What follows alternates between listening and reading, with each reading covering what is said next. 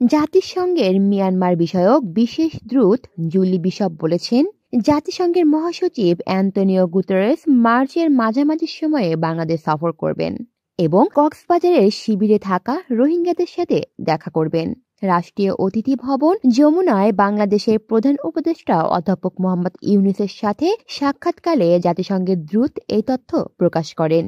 বৈঠককালে তারা রোহিঙ্গা সংকটের সমাধানে নতুন উপায় অনুসন্ধান এবং বাংলাদেশের দক্ষিণ পূর্ব অঞ্চলের শিবিরে বসবাসরত 10 লাখেরও বেশি জোরপূর্বক বাস্তুচ্যুত রোহিঙ্গাদের জন্য মানবিক সহায়তার জন্য নতুন দাতাদের সম্পৃক্ত করার বিষয়ে আলোচনা করেন। অধ্যাপক ইউনূস গৃহযুদ্ধ বিধ্বস্ত রাখাইন রাজ্যের মানবিক সংকট লাঘব করতে এবং মিয়ানমারের পশ্চিম অঞ্চল থেকে পালিয়ে আসা নতুন শরণার্থীদের আগমন রোধে জাতিসংঘের বিশেষ দূতের সহায়তা কামনা করেন।